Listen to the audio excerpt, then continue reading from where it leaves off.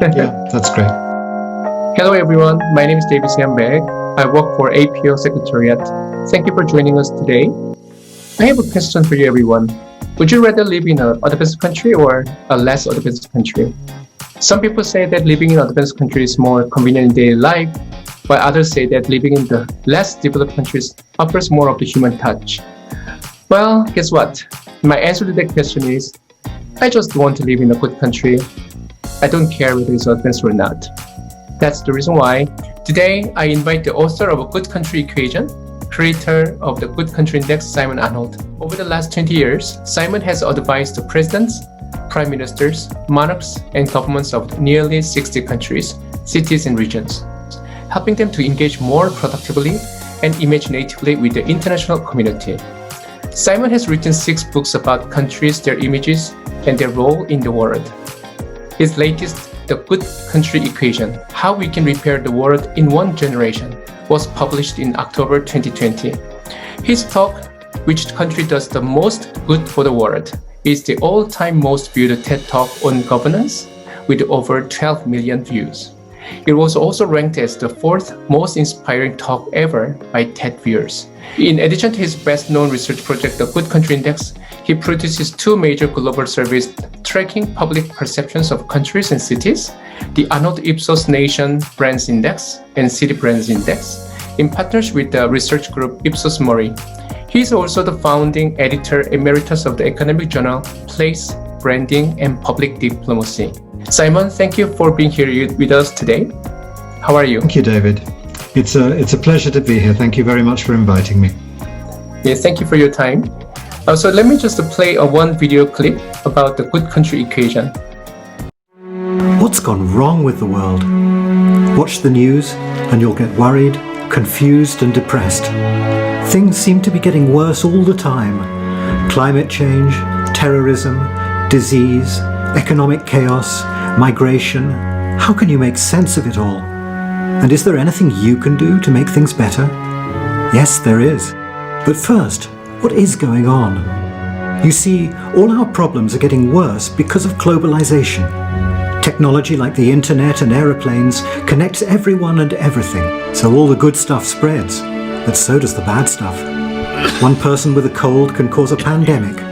One geek with a laptop can shut down the power grid. One bad bank can bring the global financial system to its knees.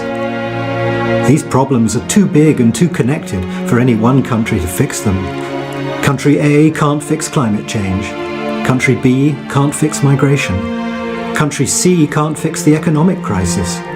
We need to work together if we're going to make the world work. Most of the time, though, we don't. Why?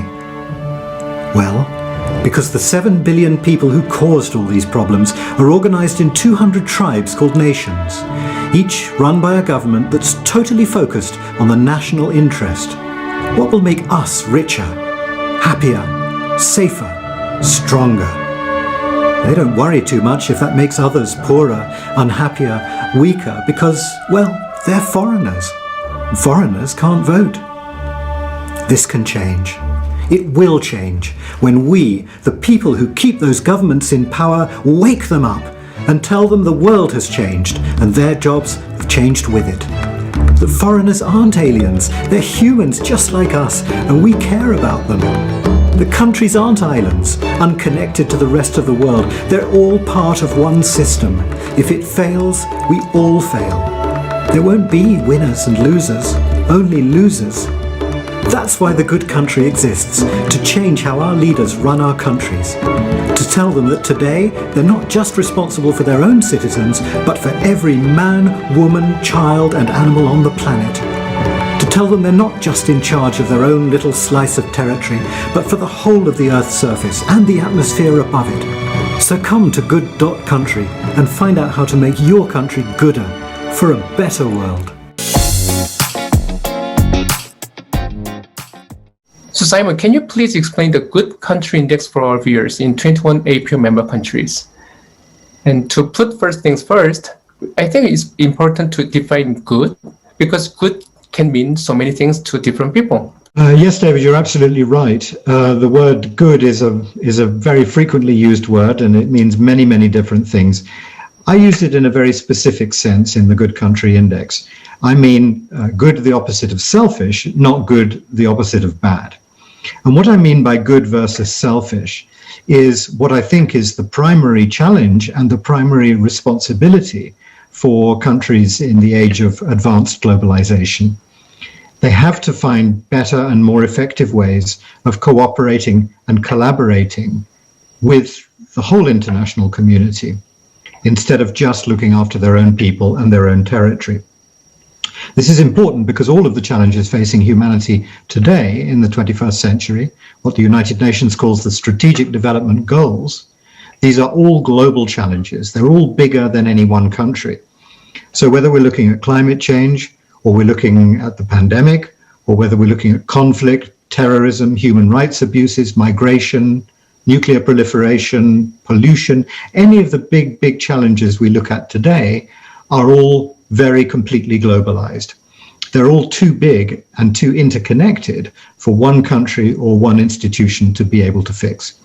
We need to work together if we're going to resolve all of them, and that's very, very evident with the pandemic. But the pandemic is just one particularly dramatic example of what life on Earth in the 21st century is really like. And so this obviously has an impact on the way in which governments need to frame their own duty of governance. In the old days, in previous centuries, it was enough for a government if you just did the right thing for your own people and you looked after your own territory. And if every country did that, everything was fine. But that simply doesn't work anymore. So one of the things I've been saying for many years now is that people in positions of power and responsibility have a dual mandate. They are responsible, of course, for their own people first and foremost, but also, to some extent, for every man, woman, child, and animal on the planet. And they're responsible for their own territory, first and foremost, of course, but also, to some extent, for every square inch of the Earth's surface and the atmosphere above it, as it says in the animation. So what the Good Country Index tries to do is it tries to separate out measurements of national progress and performance, which is what almost all of the other national indicators measure, from the concept of external impact. What it tries to do is to evaluate how much each country on Earth contributes to the world outside its own borders. So it ignores domestic considerations completely. Not because I think domestic considerations are unimportant. Of course, they're hugely important, but they're already measured in so many different places. What has never been measured before is the global impact of countries. And that's what I try to do with the Good Country Index. Simon, as you know, of course, we all know that it's important to collaborate and cooperate to address these challenges around the world, because so many challenges are interconnected, intertwined. But at the same time, as you just pointed out, it's not because domestic issues are not important, but because it's simply because the cooperation and collaboration between countries also related to the conflicts of interest. Then even within one country, it can be very challenging. So how can we address this kind of global challenges through the cooperation and collaboration, even though it sounds so good? So could you share your insight on that? Well, David, it's a great question. The idea of conflict of interest being something that prevents cooperation and collaboration more broadly. I'm very lucky because my day job, as you mentioned in the introduction, is advising the governments of countries around the world. And over the last 20 years, I've had the opportunity and the privilege to advise the governments, the heads of state and the heads of government of nearly 60 countries. And this has been a very, very valuable experience for me because it's enabled me to actually experiment with new kinds of policy making together with these governments and to see those new kinds of policy actually being enacted in many cases. And what I've discovered is that the conflict of interest which you mention occurring as soon as countries try to look after their own people and look after other people and the rest of the world, is very significantly imaginary. There's a perception, a very strong perception amongst governments all over the world, that whatever you do that's good for your own people is inevitably going to harm somebody else, somewhere else, so it's better not even to think about it. Equally, there's a very strong perception anything you do, for example, in the cause of climate change is going to slow down your own economic growth, or your own performance in some way or another. And as a consequence of this, a very interesting thing happens, that the minds of governments all over the world for decades has been almost completely closed to the possibility of trying to reconcile domestic and international responsibilities. And the consequence of that perception is that most governments have never even tried. So they just believe that it's not possible. And I often hear governments saying to me, you can't reconcile domestic and international because our interests are not the same as the world's interests. And I always say to them, what? In every single case, in every single policy area, with every single country? And they say, well, no, not absolutely everyone, at which point I say, okay, well, let's start thinking in more detail about this. Let's not make general rules. And when you start looking at it in much more detail, you begin to find that actually the vast majority of policy areas are amenable to an international dimension, that you can start thinking about resolving domestic problems in an international context. And not only is that possible without conflict, actually, the big secret is that you end up doing better policy as a result of cooperating, collaborating, and learning from other countries. In other words, looking at domestic issues from an international viewpoint.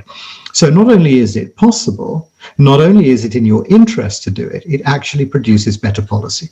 Of course, there are some policy areas, I don't know, at a rough guess, I'd say perhaps 20%, where inevitably there are just conflicts of interest and you have to resolve those as widely as you can. But at the moment, most governments aren't even trying. And that's the thing that I argue for in the book. Maybe this question is also similar to what I just asked you, but maybe I can just ask you this question. People talk about beauty and culture when they have no conflict of interest. But when it comes to politics, it boils down to who has the power. We can talk about peace or humanity, but once conflict occurs, it seems like those with power prevail. In that sense, a good country may not be good enough in today's world. What are your views on this? Well, David, I think any analysis of power in the modern context has to refer to Joseph Nye's important concept of soft power and hard power. In case any of your listeners today are not aware of the distinction, very simply, hard power is the power to coerce other nations, to oblige them to do what you want them to do. And that's usually economic or military power. Soft power is the power to persuade and the power to attract. And what we're talking about here is predominantly soft power. Now, I don't especially like the term soft power in the way that it's often used today, because it's still perceived as being a way for countries to gain ascendancy over each other. It's still power. You can get your own way with hard power by threatening other countries if you're strong enough, but if you're not strong enough, you can try to attract them or persuade them into doing what you want. But it's still about instrumentalizing other countries. It's still about achieving ascendancy over them. And that, I think, is the problem. But to return to your question, if we're talking about soft power, then I think the model becomes considerably more sophisticated, more multidimensional, and more interesting. There are almost no countries that don't possess soft power in some form or another. And one of the arguments that I make in the book, in the Good Country Equation, that the particular forms of soft power, which is national standing, reputation, image, what is sometimes, I think, confusingly called brand, is a form of soft power which is available to any country of any size, any population, any area. And that kind of soft power can, over time, be enhanced and augmented. And it can be, I would argue, in today's world, an even more important and significant form of power, especially if that power is shared and not used as a weapon in the international dimension.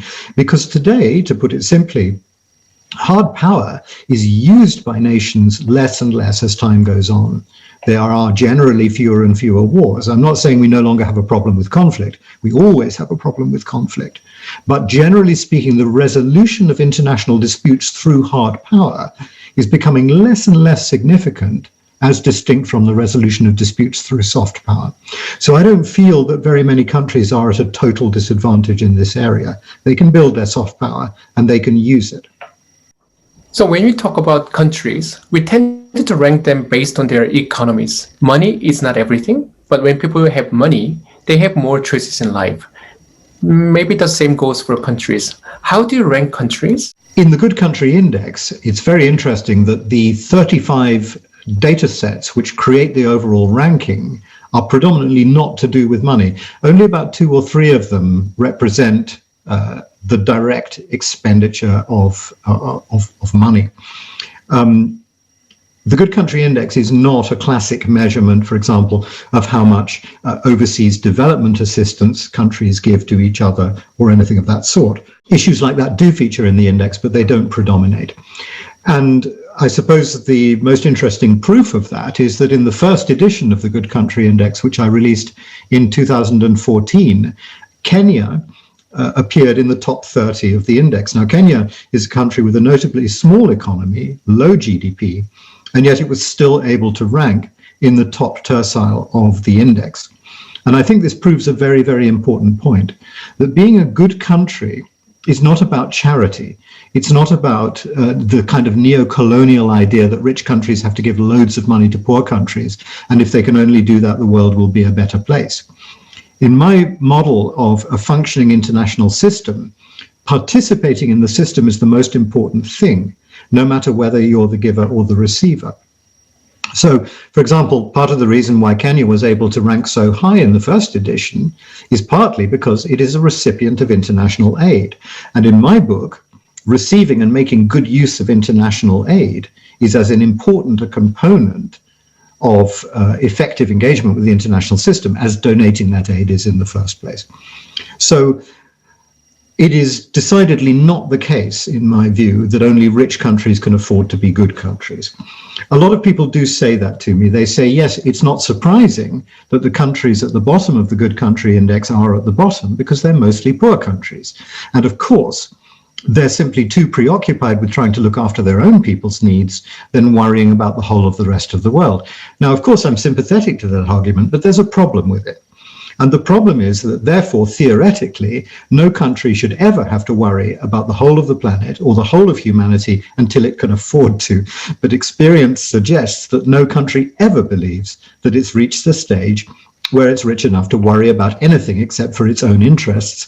I mean, I regularly get calls from the richest countries on earth saying that they want to fix their own images, they want to become more competitive, they need to make more money, they're worried about their slow rates of growth, their slow margins of profit, their limited productivity. The richest countries on earth don't think they're rich enough. So experience suggests that no country will ever get to the stage where it says, okay, now we can take our foot off the gas a bit and we can start worrying about the rest of the world. That's just not the way it works. I repeat, this is not about spending money on overseas development. This is about ways of participating and engaging imaginatively and creatively with the international community in order to reap the benefits that that international community offers to yourself, to your own country, your own people, and to everybody else. What I've discovered over the years is that there's a whole new world of policy making which combines the domestic and the international into a seamless whole. And as I said before, produces better policy than the old system ever did before. So we have been talking about a lot of problems the world currently faces. Last year, Christian Sakar, the co-author of the Brand Activism with Philip Kotler, the marketing group, gave a pit talk on the 7 wicked problems. I really relate to those 7 problems defined as the death of nature, inequality, hate and conflict, power and corruption, work and tech, health and livelihood, and population and migration. I don't mean to be skeptical, but when there is a lack of transparency and corruption exists, even in a small organization, it is extremely difficult to fix the problem due to politics. How can we repair the world in 1 generation? Well, David, the subtitle of my book, as you know, is How We Can Repair the World in 1 Generation. And I use that time scale very deliberately because 1 generation is exactly what I think it will take to resolve not just 1 or 2, but pretty much all of the problems facing humanity today. And that sounds like a grand claim. It is a grand claim, but it's actually perfectly logical. Let me explain. All of the world's problems today, whether we're talking about climate change or conflict or poverty or inequality or the pandemic, all of these problems, every single one of them, is caused by the behavior of human beings. and the behavior of human beings is caused in one way or another by the way that those people were brought up at school and in the home, but also during lifelong education and experience thereafter. And so therefore, very clearly, if you want to fix the world, you have to fix humanity. And if you want to fix humanity, the easiest and most reliable way is doing that through education at an early age. Because changing the perceptions and behaviors of adults is extremely difficult. It's notoriously difficult.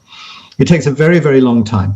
Most of us, by the time we've reached the age of about 30, are so convinced of our own position and our own worldview that we tend to instinctively resist change in any form whatsoever. This is one of the problems of human nature. Children, on the other hand, their minds and their views of the world are still being formed. And you can reach children through education in the home and in the school, and you can set them up to have a more productive and more useful experience of the world when they grow up.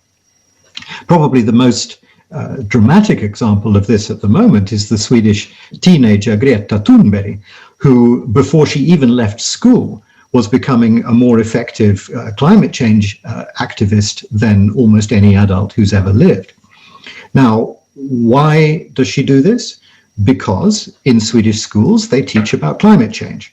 And we've seen over many decades, even centuries, that if you teach children about the right things and you teach them the right values that go with that knowledge, they will become effective advocates against the injustices that they perceive in the world, or the problems that they perceive. Now, we know this works. The problem that we're facing today is that all of these solutions, like, for example, teaching climate change in Swedish schools, tend to be about one topic only, and they tend to be in one nation, one city, one district alone. And obviously, we can't change the whole of humanity in that way. It will take too long, and it's too piecemeal. There are different ideas being experimented all over the place. The time has come, I think, for us to take a global view of the values, the virtues, and the skill sets that we are passing down to the next generation of humanity through education, and to reach some kind of global compact or accord. So the whole world says, okay, we understand the problems we're facing today. These are the skills, the values, and the virtues which we should have learned before we became adults, and which we're now going to teach all of our children in every country before they appear in the world as adults. So they will run towards the global challenges instead of running away from them, which is what my generation has generally done.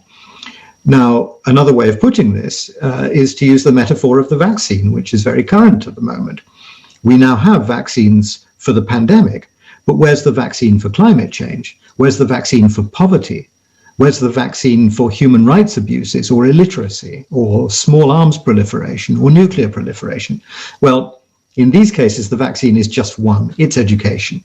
But just like the pandemic vaccine, the problem isn't developing the vaccine, the problem is distributing it. And right now we need to focus on distributing the vaccine of education to ultimately every child on Earth. And if we can do that in just one generation, we will have changed humanity. And if we change humanity, we solve all of humanity's problems. Now, a lot of people, when I describe this project is called The Good Generation, by the way. I explain it in some detail in the book. A lot of people, when I present this idea to them, say, well, this is a very lovely idea, but the problem is you're talking about the education of children, which is a very culturally sensitive topic.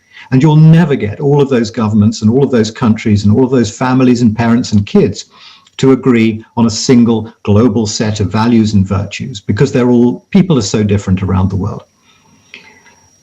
I say to those people, if you've got the time, take another look at the Universal Declaration of Human Rights. This is a very inspiring document. It's one of the finest documents ever created by humanity, in my opinion.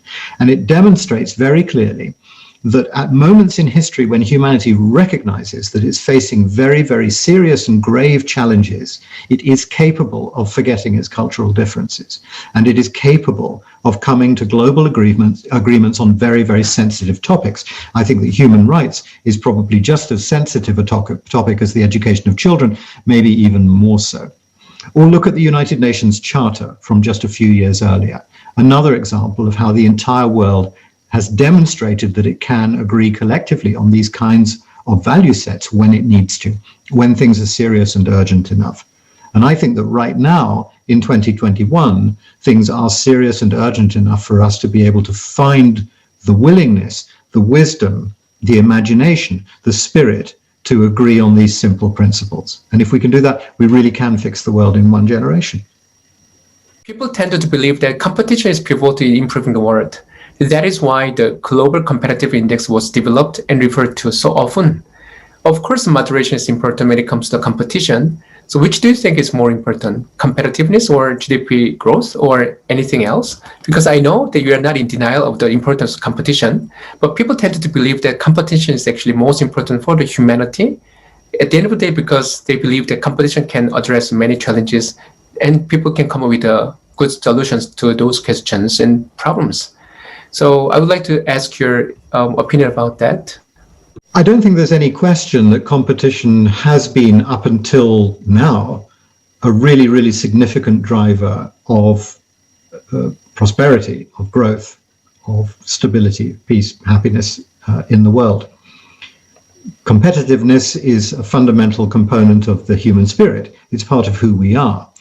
You can't really be against the idea of competition because it's demonstrably part of our nature.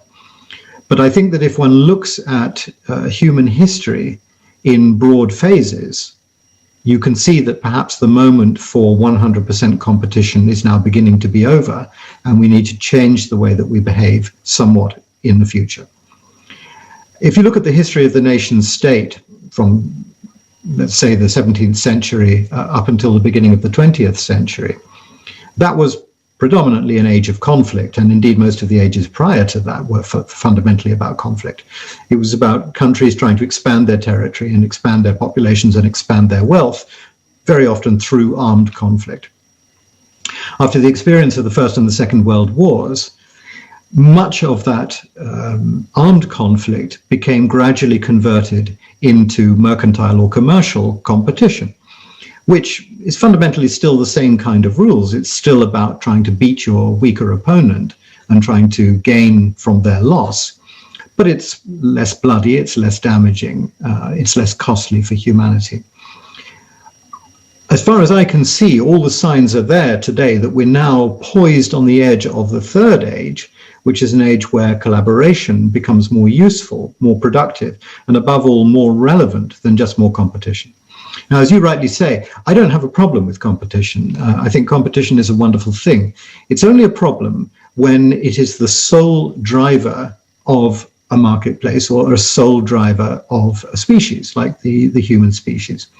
That has been useful for us, as I said, up until now. But in fact, it doesn't have to deprive other ways of engaging of their oxygen. It can exist in harmony with other ways of engaging.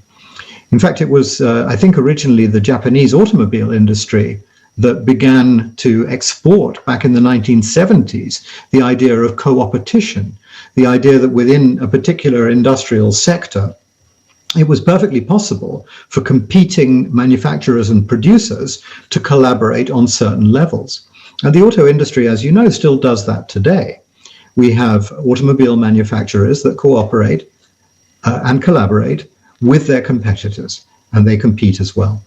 So I think what we're looking at for a happy and successful and sustainable future for humanity is an experiment a little bit like the experiment of co-opetition, but at the level of nation states, where we learn the wisdom of harmonizing competition, collaboration, and cooperation. I think it's the harmonization of those three instincts that gets us the furthest at the lowest cost. There are so many tragic crises around the world, like wars, famines, wildfires, destruction of nature, climate change, and now a pandemic. Although many declarations have been signed and we might see some improvements, incentivizing countries to do the right thing doesn't seem to be working. So what would you advise? The question of incentives is obviously very important, especially in the context that I described before, where most governments are absolutely convinced that doing the right thing about the global challenges is going to be very costly to them domestically and in consequence to their own political futures. Incentives in the past for more environmentally friendly behavior, more sustainable behavior, more humane behavior have normally been either very long-term self-interest arguments or moral arguments. A lot of situations can be observed around the world where, for example, the multilateral agencies are constantly saying to governments, you must cut your CO2 emissions because it's the right thing to do, or you must give more aid to poor countries because that's the right thing to do. The trouble is that the nation state is not a moral entity. It never really has been. And the people who run nation states don't, generally speaking, run them on moral grounds unless it's the morality of their own citizens that they're considering. So one of the reasons why I wanted to write this book, The Good Country Equation, was because I felt I had some new arguments to bring to bear in this area of incentivizing governments to do the right thing. What I've discovered over many years of looking at countries and their role in the world and measuring their images, I've discovered there's a very interesting correlation. That one of the most effective ways of increasing foreign revenues for a country is to get, obviously, foreign investment, tourism, and trade. The more trade you get, the more foreign investment, the more tourists, the more talent you attract, the more money you make as a country. Now, what is the primary driver of an increase in trade, tourism, and foreign investment? Well, a very, very significant driver of that turns out to be the image of your country. If you're a country with a very poor, a very weak, a very negative image, it is extremely difficult to get trade, to get tourism, to attract talent, to attract useful migrants of the sort that you need for your economy. On the other hand, the countries with good, powerful, positive images tend to spend far less money in attracting the investment and the people that they need. So a good image spells economic growth, spells competitiveness. Where does a good image come from? Well, what my research showed me several years ago is that the quickest and most effective way for a country to improve its image is actually by doing good outside its own borders. Most governments seem to imagine that the way that they can improve the image of their country is by bragging about all of the wonderful things they've achieved domestically, about the high quality of life that their citizens enjoy, their beautiful landscapes, and all the rest of it. It's not true. What the research shows very, very clearly is that people admire countries that contribute to the world outside their own borders. The reason why I would admire a country that I don't live in, that I have no particular connection with, like Canada, for example, or Ethiopia, is because, and only because, I believe that Canada or Ethiopia are good neighbors, that they are members of the international community that are doing something positive for the world in which I live, and in which my children live, and my grandchildren will live. So if that sounds familiar, that's because it is exactly the same argument as corporate social responsibility. Companies discovered 20, 30 years ago that the best way that they could improve their brand image and consequently their effectiveness on the marketplace, their performance, is by doing the right thing in society, by offering much more than just well-manufactured products at a sensible price. They have to be active and principled participants in the societies where they operate. And what I've discovered through my research is that exactly the same arguments are true for countries, as you would expect, because it's the same consumers buying running shoes as it is deciding where to go on holiday or where to invest. So to summarize, and this is what I call the good country equation, if a country wants to make more money, it needs to behave better towards the environment and towards the human race.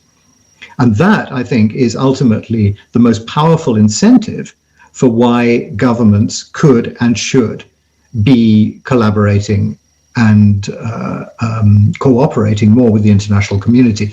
And I've found this to be the case in my own work. As a policy advisor, I've found that those arguments are quite effective when dealing with governments. I simply have to show them the numbers and say, look, if you start doing more, genuinely doing more, not talking about it, but actually doing more about reducing your CO2 emissions, about tackling the pandemic internationally, not just domestically, about doing something about migration, not just for your own country, but for the countries where the migrants come from or the countries where the migrants go to, you will, over time, end up with a better image. And if you have a better image, you will relatively quickly enjoy more foreign income. So it's pure self-interest. This might be a chicken or egg situation, but if a country is not rich enough, it might not be able to contribute to the world. Judging from your index, science and technology, international peace and security, world order, the planet and climate, health and well-being, etc. are all more important than wealth. Where is the point when a country is rich enough to tackle those other problems? Experience with very rich countries suggests that no country ever thinks that it's reached a point where it's actually rich enough to focus on the world outside its own borders. And that's why I make the point very emphatically in the good country equation that this is not about spending money. We live in a world today where money is the primary global religion, and there's a tendency to see all global issues through a monetary lens, to think of them in economic terms. And therefore, it's not surprising that if you look at the websites of most of the NGOs in the world that are dealing with education or climate change or human rights or anything like that, it so often boils down to money. If you give money, then we can fix this problem. And it really isn't that simple. Of course, money is at the heart of almost everything. But the reality of the matter is that we can't survive as a species if we agree to a system where poor countries don't have to do very much to help make human life on Earth more sustainable, and only the rich countries are responsible for fixing things. We can't really progress any further if we're basing everything on historic blame, where we say the rich countries today are the ones that caused all the problems, therefore it's their problem to solve it. It would be wonderful if they could, but they just can't. The problems are simply too big and too universal. And most global problems in any case are just like the pandemic, in the sense that even if you do manage to fix them in one country, as long as those problems exist in other countries, they're going to threaten everybody. They're going to threaten the whole of the human species. So I think at some point we have to get past this idea that there's one set of rules for poor countries and one set of rules for rich countries when it comes to responsibility for the grand challenges. We're all equally responsible for doing whatever is within our power and whatever we can afford to do to try and fix those challenges. And time again, I see examples of how very poor, very weak countries are able to make a really significant difference in their own consumption of raw materials, their own ability to pollute less, their own ability to treat their own people better. So many of these issues have really got relatively little to do with money. So I think a lot of these discussions are much more productive if we can separate them from economic discussions and just look at them for what they are, which is very often social, cultural, human problems, rather than always coming back to GDP and dollars, because those arguments just only look at the problems through a single and very limiting dimension. Simon, as you know, the APO is the Asian Productivity Organization. So let me ask you this question. How does the national image affect productivity? Well, one of the key factors of productivity is, of course, margin. Simply looking at how productive a country is in terms of the number of hours of labor that go into producing any individual product or indeed service is only looking at half the issue. In the end, it's equally or potentially more significant what the margin is on the sale, the eventual sale of that product or service. And this, I think, is the dimension in which national image plays a really, really significant part. Because if you have a country that has the right sort of positive image, a powerful and relevant public image, then it is able to sell its products and services for a much, much higher margin at a higher rate of productivity and profitability, because those two things simply go together. So let's look at a very simple example. Let's look at high technology products sold in Italy. Now, as you know, there's a great deal of high-tech machinery and equipment manufactured in Italy to a very high global standard. But because the image of Italy, for various complicated historical reasons, is what I call largely a decorative image, people don't associate Italy with competency, efficiency, high technology, scientific knowledge. They associate Italy with soft factors. They associate it with food, with lifestyle, with tourism, with culture, with history, with lovely people doing lovely things. Now, as a result of that perception, it is actually quite difficult for technology firms, engineering firms even in Italy, to sell their products at the same kind of prices that, for example, Germany or Japan or Korea can sell the same products. And indeed, you often find situations where the same identical products manufactured in Germany or Japan or Korea or the United States, even though they're the same, they're sold on the marketplace at anything up to 20% higher rates than the equivalent Italian product is sold. And this is purely because Germany, Japan, and Korea are perceived, they have an image of being hardworking, productive, precise, and technologically advanced, more so than Italy.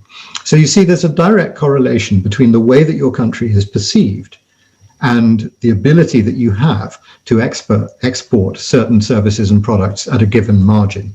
It can be a very, very significant effect.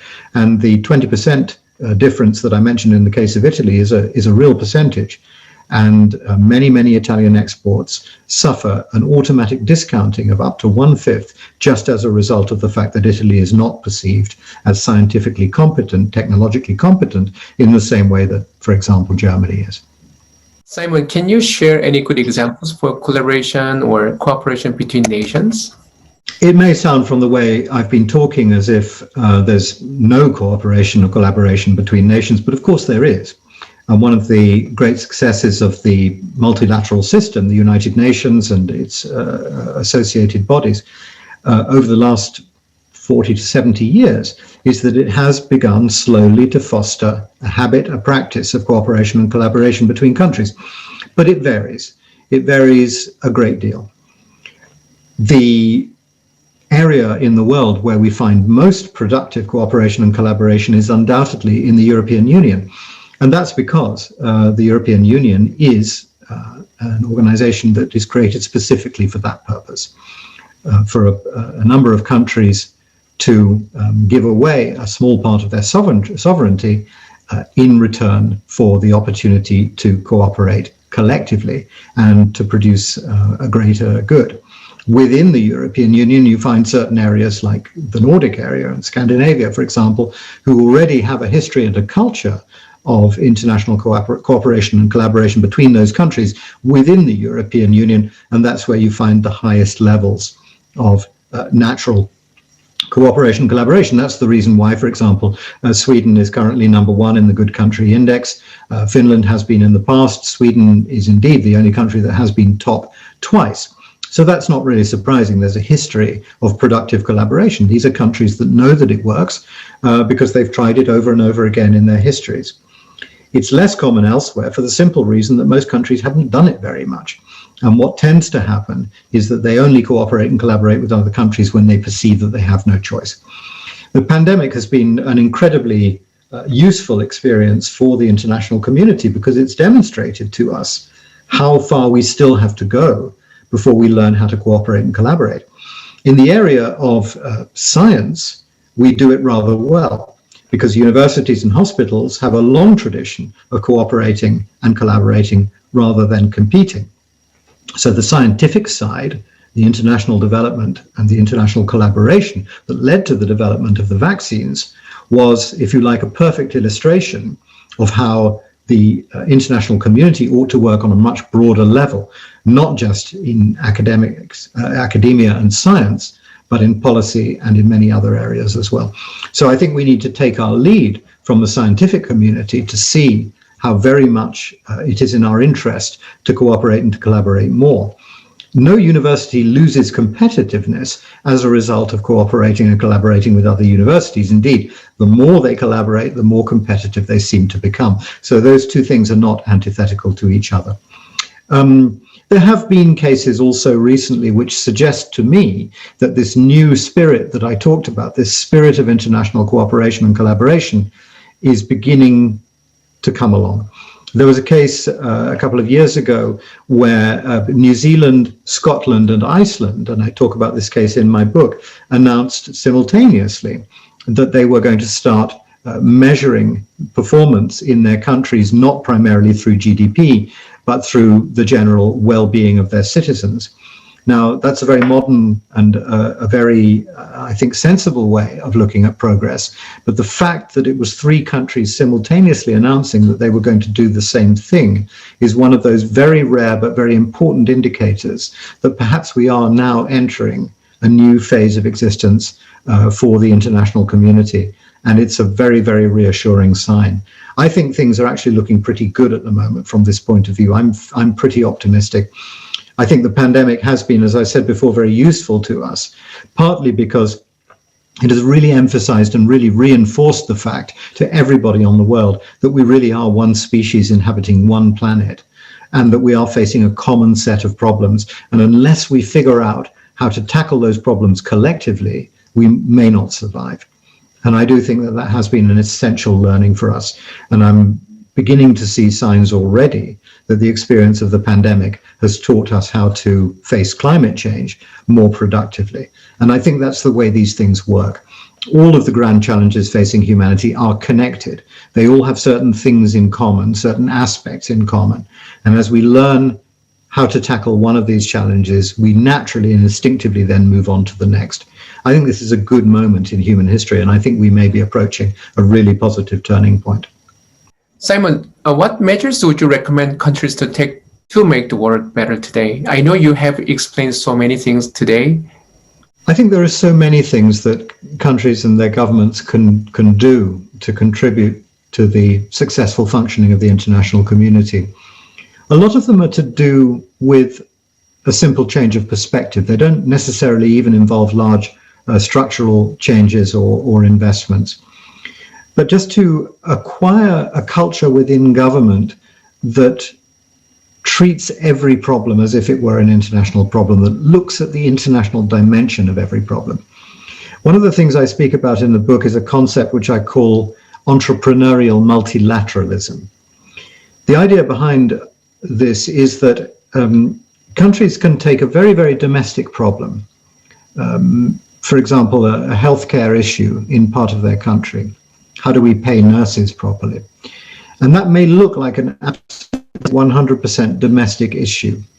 But what happens if instead of just trying to tackle that from a domestic perspective, you start simply researching about what other countries have done in that area in the past, what's worked and what hasn't worked?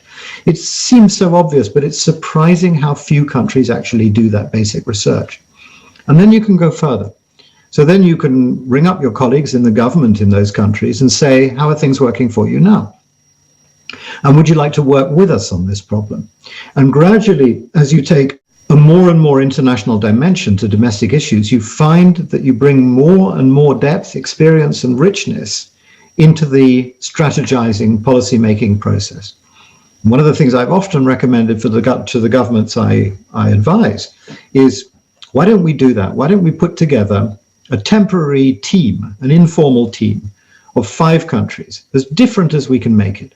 So different sizes, different levels of economic development, different culture, different language, different part of the world, and bring them all together in a Zoom call. We don't have to have face-to-face meetings to do this, and just discuss whatever issues it is we're working on today, and see if as a result of that more international discussion, we don't come up with some new and more original ideas. I almost guarantee that that is what happens. And then at the end of the process, the wonderful thing is you've actually solved the problem for 5 countries instead of 1 country. So that's a really, really simple technique that governments can start adopting even today. You can go further, of course. You can start reframing the way you look at your whole foreign service and the role of the foreign minister.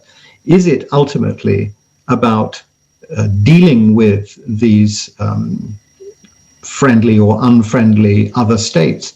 Or is it about working together with them constantly? One of the things that I've talked to a lot of governments before about is to reframe the role of the foreign minister so that he or she is no longer the person who's responsible for managing affairs with opponents or antagonists or trading partners, but actually is responsible for bringing in the experience of other countries all over the world into every domestic policy-making scenario. And of course, you can go further and further and further. But these are some of the simple day-to-day things that any country can do. It doesn't involve spending any money at all, but just to gradually open the government's mind to the possibility the possibilities that international cooperation offers and affords. And what countries invariably discover as soon as they start doing this is that there's an enormous upsurge in the amount of fresh thinking, innovation, creativity, and simple problem solving that's brought to bear on the everyday challenges of governments. The more internationally you work, the better the results that you produce. Do you have any suggestions or recommendations for countries that believe they must develop economically first before starting to worry about the whole of humanity? In my experience, David, any country that believes that it has to worry about economic development first before it can start worrying about anything international, in these cases, there's only one way that a country like that a government like that can ever change its mind, and that's by trying it. So my simple message to any government that has doubts about the viability or indeed the necessity of moving forwards in this way is simply to make them an offer. Say, give it a try.